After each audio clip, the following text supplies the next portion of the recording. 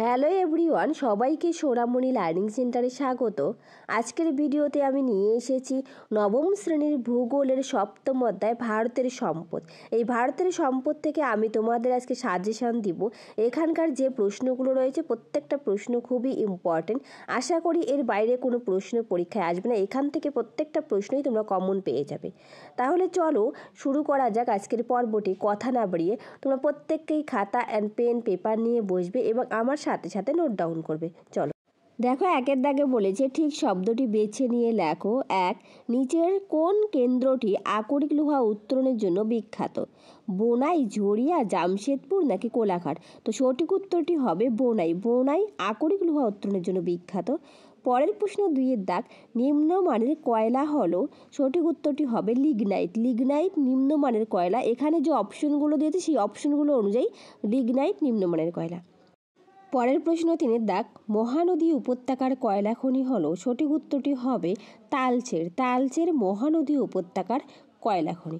চলো পরের প্রশ্ন চারের দাগ, ভারতের প্রথম পারমাণবিক শক্তি কেন্দ্রটি হলো? সঠিক উত্তরটি হবে তারাপুর। তারাপুর ভারতের প্রথম পারমাণবিক শক্তি কেন্দ্র। তারাপুর মহারাষ্ট্রে অবস্থিত। একটু নোট ডাউন করো।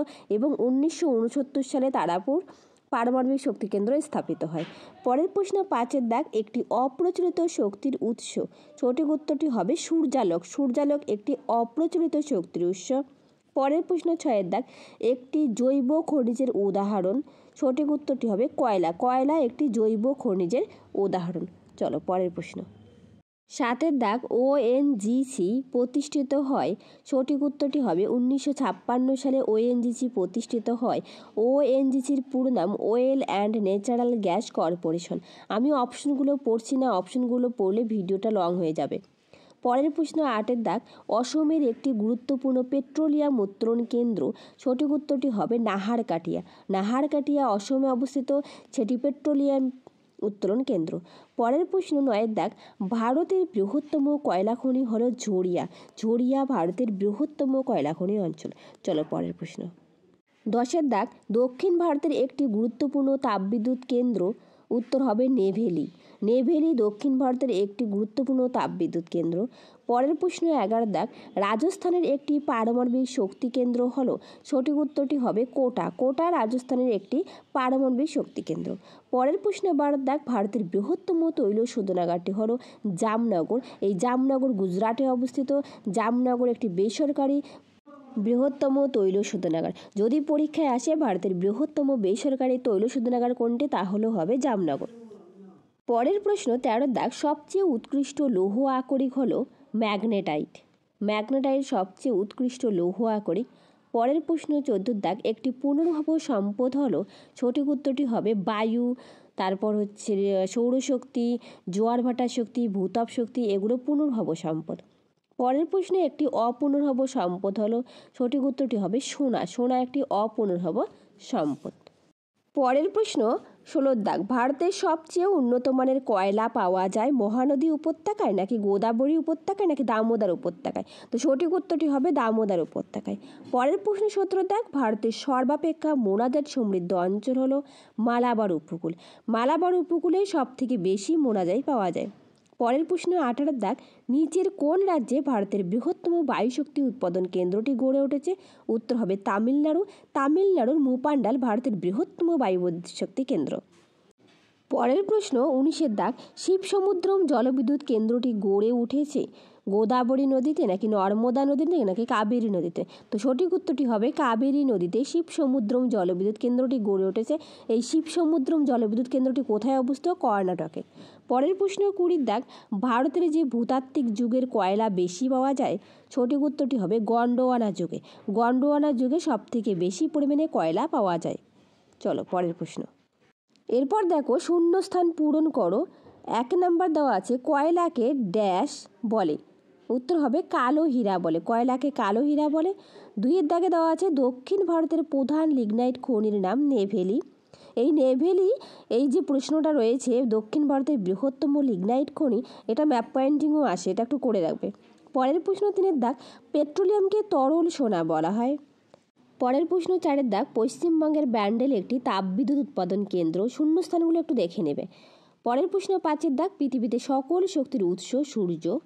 পরের প্রশ্ন 6-এর দাগ ভারতের অধিকাংশ আকরিক লোহা ড্যাশ শ্রেণীর।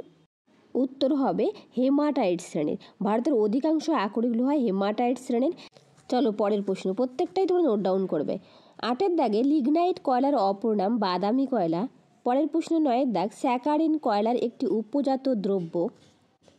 পরের প্রশ্ন 10-এর দাগ বিটুমিনাস কয়লার কার্বনের পরিমাণ শতকরা ভাগ 50 থেকে 85%। পরের প্রশ্ন 11-এর দাগ ভারতের প্রাচীনতম কয়লা খনির নাম রানীগঞ্জ। পরের প্রশ্ন 12-এর দাগ পশ্চিমবঙ্গের একটি জলবিদ্যুৎ কেন্দ্র জলঢাকা। পরের প্রশ্ন 13-এর দাগ গুজরাতের লাম্বা একটি বিখ্যাত বায়ুবিদ্যুৎ কেন্দ্র। চলো পরের প্রশ্ন। এরপর দেখো 3-এর দাগ এক কথায় উত্তর দাও। 1 নম্বরে বলেছে সম্পদ শাস্ত্রের প্রবক্তা কোন অর্থনীতিবিদ। উত্তর হবে জিমারম্যান। পরের প্রশ্ন 2-এর দাগ উৎপাদন ক্ষমতার বিচারে ভারতের বৃহত্তম তাপবিদ্যুৎ কেন্দ্র শক্তিটির নাম কি। উত্তর হবে মধ্যপ্রদেশের সিংগ্রাউলি জেলার বিন্ধ্যাঞ্চল তাপবিদ্যুৎ কেন্দ্র ভারতের বৃহত্তম তাপবিদ্যুৎ কেন্দ্র। পরের প্রশ্ন 3-এর দাগ ভারতের প্রাচীনতম কয়লা খনি কোনটি। উত্তর হবে রানীগঞ্জ কয়লা খনি। পরের প্রশ্ন 4-এর দাগ কোন প্রচলিত শক্তি ব্যবহারের ফলে পরিবেশ দূষিত হয় না। উত্তর জলবিদ্যুৎ। পরের প্রশ্ন 5-এর দাগ ভারতের বৃহত্তম সরকারি তাপবিদ্যুৎ সংস্থাটির নাম লেখো। উত্তর জাতীয় তাপবিদ্যুৎ সংস্থা। পরের প্রশ্ন 6-এর দাগ ভারতের তথা এশিয়ার বৃহত্তম সোলার পার্কটির নাম কি। উত্তর ভাদলা সোলার পার্ক হলো ভারতের বৃহত্তম সৌর পার্ক, রাজস্থানে অবস্থিত সেটি। পরের প্রশ্ন 7-এর দাগ ভারতের দ্বিতীয় বৃহত্তম খনিজ তেল উত্তোলক ক্ষেত্র কোনটি। উত্তর হবে গুজরাতের আঙ্কালেশ্বর। গুজরাতের আঙ্কালেশ্বর ভারতের দ্বিতীয় বৃহত্তম খনিজ তৈল উত্তোলক কেন্দ্র। তাহলে বৃহত্তম কোনটা তোমরা প্রত্যেকেই কমেন্ট বক্সে জানাবে। পরের প্রশ্ন 8-এর দাগ খনিজ তেলের অপর নাম কি। উত্তর পেট্রোলিয়াম বা সেলা তেল। পরের প্রশ্ন 9-এর দাগ ব্ল্যাক ডায়মন্ড কোন খনিজ দ্রব্যকে বলে। উত্তর কয়লাকে বলে। পরের প্রশ্ন 10-এর দাগ কোন ধরনের ইস্পাতে মরচে ধরে না। উত্তর স্টেনলেস স্টিলে। পরের প্রশ্ন 11-এর দাগ লৌহ ইস্পাত শিল্পে যে কয়লা ব্যবহার করা হয় তা কী নামে পরিচিত। উত্তর হবে কোক কয়লা নামে পরিচিত। নেক্সট প্রশ্ন। পরের প্রশ্ন 12-এর দাগ তরল সোনা কোন খনিজ দ্রব্যটিকে বলা হয়। উত্তর খনিজ তেলকে। পরের প্রশ্ন 13-এর দাগ ভারতের কোন দেশ থেকে সবচেয়ে বেশি খনিজ তেল আমদানি করে। উত্তর সৌদি আরব থেকে। পরের প্রশ্ন দামোদর উপত্যকা কোন খনিজ সম্পদের জন্য বিখ্যাত। উত্তর কয়লা সম্পদের জন্য বিখ্যাত। পরের প্রশ্ন 15-এর দাগ ওপেকের পুরো নাম কি। উত্তর organization of the petroleum exporting country. Very important এই প্রশ্নটাও। পরের প্রশ্ন 16-এর দাগ কয়লার দুটি উপজাত দ্রব্যের নাম লেখো। উত্তর কোল গ্যাস, স্যাকারিন, পিচ ও আলকাত্রা, ন্যাপথালিন ইত্যাদি। পরের প্রশ্ন 17-এর দাগ পশ্চিমবঙ্গের কোথায় তৈল শোধনাগার আছে। উত্তর হবে হলদিয়ায়। পরের প্রশ্ন 18-এর দাগ ভারতের ব্যবহৃত প্রধান দুটি চিরাচরিত বা প্রচলিত শক্তি উৎসের নাম লেখো। উত্তর তাপবিদ্যুৎ, জলবিদ্যুৎ। পরের প্রশ্ন 19-এর দাগ দক্ষিণ ভারতের একটি পারমাণবিক শক্তি কেন্দ্রের নাম কি। উত্তর হবে কালপক্কম। পরের প্রশ্ন 20-এর দাগ পৃথিবীর একটি মাত্র স্থানে পাওয়া যায় এমন সম্পদকে কি বলে। উত্তর হবে অনন্য সম্পদ বা একমাত্র লভ্য সম্পদ। যেমন গ্রিনল্যান্ডে পাওয়া যায় ক্রায়োলাইট, আর কোথাও পাওয়া যায় না। পরের প্রশ্ন 21-এর দাগ একটি জীবাশ্ম জ্বালানির উদাহরণ দাও। উত্তর হবে কয়লা। পরের প্রশ্ন 22-এর দাগ সাগর সম্রাট কি। Very important. উত্তর ভাসমান তেল উত্তোলক জাহাজ। সাগর সম্রাট ও সাগর বিকাশ এই দুটোই পরীক্ষায় আসে। পরের প্রশ্ন 23-এর দাগ যে সকল বস্তুর কার্যকারিতা বা উপযোগিতা নেই তাদেরকে কি বলে। উত্তর নিরপেক্ষ বস্তু। পরের প্রশ্ন 24-এর দাগ সম্পদ সৃষ্টির বাধা কয় প্রকার। উত্তর 3 প্রকার। পরের প্রশ্ন জাতীয় তাপবিদ্যুৎ সংস্থা কবে প্রতিষ্ঠিত হয়। উত্তর হবে 1975 সালে প্রতিষ্ঠিত হয়, ন্যাশনাল থার্মাল পাওয়ার কর্পোরেশন। পরের প্রশ্ন 26-এর দাগ আন্টার্কটিকা মহাদেশ কী ধরনের সম্পদ। উত্তর আন্তর্জাতিক সম্পদ।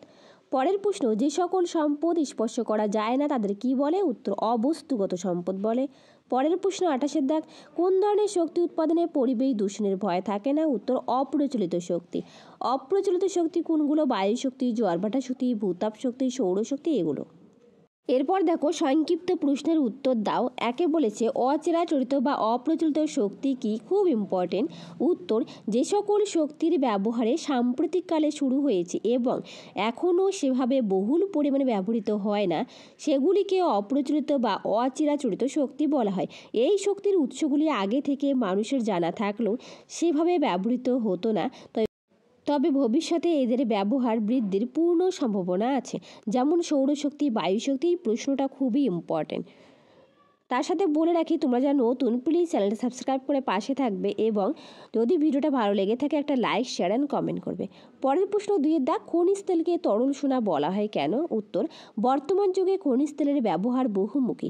পরিবহন ব্যবস্থা থেকে শুরু করে কৃষিক্ষেত্রে, বিদ্যুৎ উৎপাদনে, সামরিক ক্ষেত্রে, পেট্রো রসায়ন শিল্পক্ষেত্রে, যন্ত্রপাতি সচল রাখতে সর্বক্ষেত্রেই খনিজ তেল দরকারি।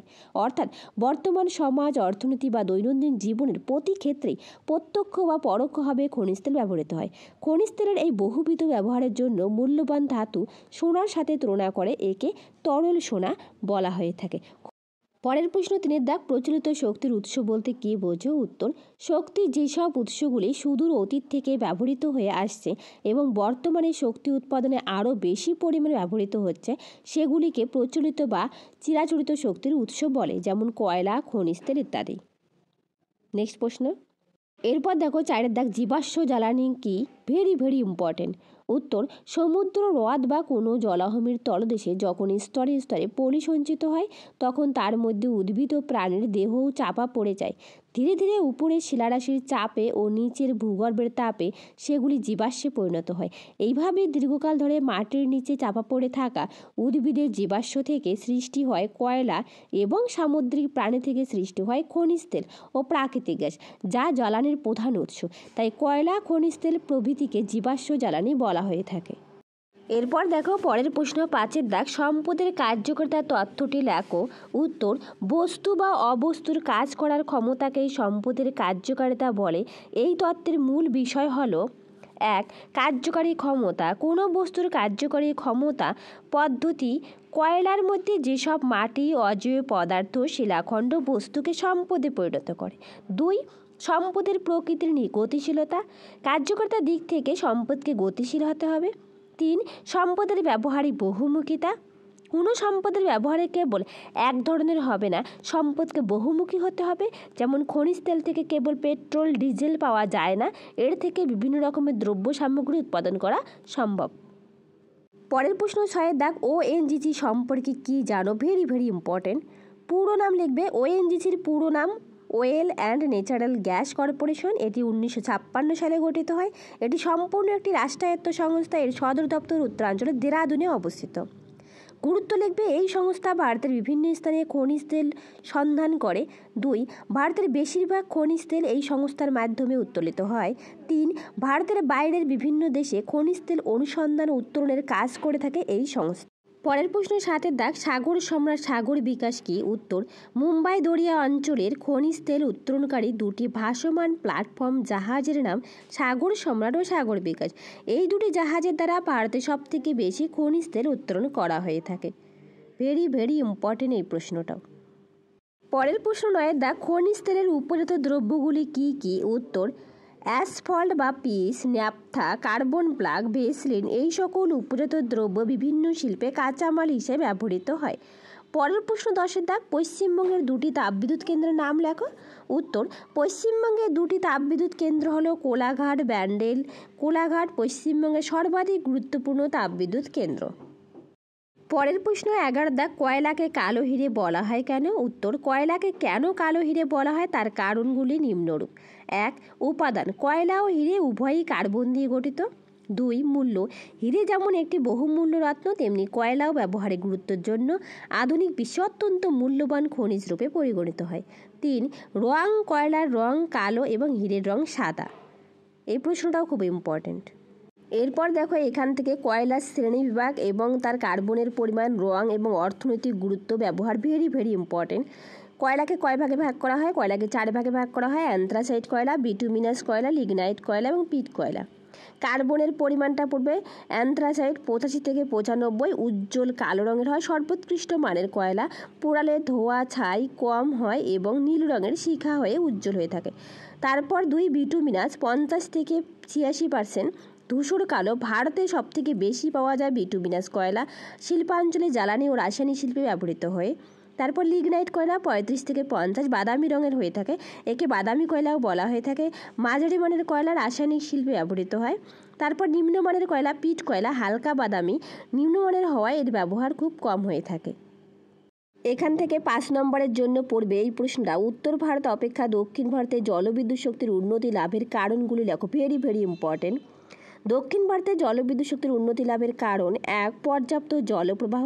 উত্তর ভারতের নদীগুলি হিমালয়ের বরফ গলা জলে পুষ্ট হওয়ায় ও সারা বছর যথেষ্ট বৃষ্টির জন্য জল না পাওয়া নদীগুলিতে জলবিদ্যুৎ উৎপাদনের জন্য যথেষ্ট জলপ্রবাহ থাকে না। অপরপক্ষে দক্ষিণ ভারতের নদীগুলি বৃষ্টির জলে পুষ্ট হয়, যথেষ্ট জলপ্রবাহ থাকে, যা জলবিদ্যুৎ উৎপাদনের সহায়ক। এই প্রশ্নটা আমি তোমাদের সাজেশন দিয়েছিলাম, সেই সাজেশনে রয়েছে, তোমরা পারলে একটু সাজেশনগুলো দেখে নিও। আমি ডেসক্রিপশন বক্সে লিঙ্ক দিয়ে দেবো, সেখান থেকে দেখে নেবে, ঠিক আছে। চলো পরের পয়েন্ট। এরপর পয়েন্ট করবে 2. স্বাভাবিক খরস্রোত। উত্তর ভারতের নদীগুলির বেশিরভাগই সমভূমির উপর দিয়ে প্রবাহিত হয়, এগুলিতে স্রোত খুবই কম। অপরদিকে দক্ষিণ ভারতের ভূমিরূপ বন্ধুর বলে এখানকার নদীগুলি স্বাভাবিকভাবে খরস্রোতা এবং জলবিদ্যুৎ উৎপাদনের পক্ষে বিশেষ উপযোগী। পরের পয়েন্ট 3. সুদীর্ঘ পার্বত্য প্রবাহ। উত্তর ভারতের অধিকাংশ নদীগুলি প্রধানত হিমালয় পর্বত থেকে উৎপন্ন হয়ে পরে সমভূমির উপর দিয়ে প্রভাবিত হয়েছে, কিন্তু দক্ষিণ ভারতের নদীর ঊর্ধ্ব বা পার্বত্য প্রবাহের মধ্যে দৈর্ঘ্য বেশি হয়, গতিপথের প্রায় সর্বত্রই জলবিদ্যুৎ কেন্দ্র গড়ে তোলা হয়েছে। পরের পয়েন্ট 4. শিলাস্তরের প্রকৃতি। দক্ষিণ ভারতে অপ্রবেশ্য শিলাস্তর থাকায় এখানে বিশাল জলাধার নির্মাণ করে বৃষ্টির জল ধরে রেখে সারা বছর জলবিদ্যুৎ উৎপাদন করা সম্ভব, কিন্তু উত্তর ভারতে ইহা সম্ভব নয়। পরের পয়েন্ট 5 দাগ, অন্যান্য শক্তি সম্পদের অভাব। উত্তর পূর্ব ভারতে প্রচুর কয়লা পাওয়া যায় এবং খনিজ তেলও কিছু পরিমাণে উত্তোলিত হয়, ফলে কয়লা ও খনিজ তেলের মতো বিকল্প উৎস ব্যবহারের সুযোগ থাকায় উত্তর ভারতে জলবিদ্যুৎ উৎপাদনে গুরুত্ব দেওয়া হয় না। অপরদিকে দক্ষিণ ভারতে কয়লা সমৃদ্ধ নয়, এখানে খনিজ তেল উত্তোলিত হয় সামান্য। কয়লা ও খনিজ তেলের এই অভাব দক্ষিণ ভারতে জলবিদ্যুৎ উৎপাদনে অনুকূল পরিবেশ সৃষ্টি করেছে। এইভাবে পয়েন্ট করে করে সুন্দর করে লিখবে, এই প্রশ্নটা খুবই ইম্পর্টেন্ট। এইসব কারণে উত্তর ভারতের চেয়ে দক্ষিণ ভারতের নদ নদীগুলি থেকে বেশি জলবিদ্যুৎ উৎপাদিত হয়। এখান থেকে 3 নম্বরের জন্য পড়বে সৌরশক্তির সুবিধা অসুবিধাগুলি লেখো। 3 নম্বরের জন্য এই প্রশ্নটা পড়বে, সৌরশক্তির সুবিধা: 1. এই শক্তি উৎপাদনের ক্ষেত্রে কোনো পৌনঃপুনিক ব্যয় নেই। 2. আকাশ মেঘাচ্ছন্ন থাকলেও সৌরশক্তি উৎপাদন করা সম্ভব নয়। 3. এটি পরিবেশ বান্ধব পুনর্ভব প্রকৃতির। 4. সৌরশক্তি উৎপাদনের ক্ষেত্রে সহজ পদ্ধতি ব্যবহার করা যায়। তারপর সৌরশক্তির অসুবিধা: 1. এই শক্তি উৎপাদনের ব্যয় তুলনামূলকভাবে অনেক বেশি। 2. মেরু অঞ্চলে বা নাতিশীতোষ্ণ অঞ্চলে বা একটানা বৃষ্টি পড়ে সৌরশক্তি উৎপাদন করা যায় না। 3. সৌরশক্তি উৎপাদন কেন্দ্র গড়ে তোলার জন্য উপযুক্ত জমির অভাব রয়েছে। এখান থেকে 3 নম্বরের জন্য এই প্রশ্নটা পড়বে। এরপর পড়বে প্রচলিত এবং অপ্রচলিত শক্তির মধ্যে পার্থক্য, বৈশিষ্ট্য। প্রথমে দেওয়া আছে উৎস। প্রচলিত শক্তি জীবাশ্ম জ্বালানি, পারমাণবিক শক্তি। আর অপ্রচলিত শক্তির ক্ষেত্রে নবায়নযোগ্য শক্তি, সৌরশক্তি, বায়ুশক্তি, জলবিদ্যুৎ শক্তি, ভূতাপ শক্তি এগুলো। স্থায়িত্ব: প্রচলিত শক্তি সীমিত, পুনরায় পূরণযোগ্য নয়, আর অপ্রচলিত শক্তি অসীম, পুনরায় ব্যবহারযোগ্য। পরিবেশগত প্রভাব: দূষণকারী জলবায়ু পরিবর্তনের জন্য দায়ী, আর দূষণমুক্ত জলবায়ু পরিবর্তনের জন্য কম ঝুঁকিপূর্ণ। তারপর খরচ: সাধারণ কম, তবে পরিবেশের জন্য খরচ বেশি হয়, আর সাধারণত বেশি, তবে পরিবেশের জন্য খরচ কম হয়। উদাহরণ দেবে কয়লা, তেল, গ্যাস, পারমাণবিক শক্তি। আর সৌর, বায়ু, জলবিদ্যুৎ, ভূতাপীয়, জৈব বস্তু এগুলো হচ্ছে অপ্রচলিত শক্তি। পার্থক্যটা খুব সুন্দর করে লিখবে, ঠিক আছে। দেখো তোমরা এই পার্থক্যটা এখান থেকেও পড়তে পারো। এই পার্থক্যটা কোনো একটা বই থেকে তোলা, সাঁতরার বই থেকে তুলে আমি দিয়েছি। পার্থক্যটা বেশ ভালো লাগছে তাই আমি দিয়েছি, ঠিক আছে। এই পার্থক্যটা পরীক্ষা আসার খুবই সম্ভাবনা রয়েছে। তাহলে আজ রইলে এই পর্যন্ত, আবার দেখা হবে নতুন আরেকটা ভিডিওতে। তোমরা যারা নতুন প্লিজ চ্যানেল সাবস্ক্রাইব করে পাশে থাকবে। Thank you everyone.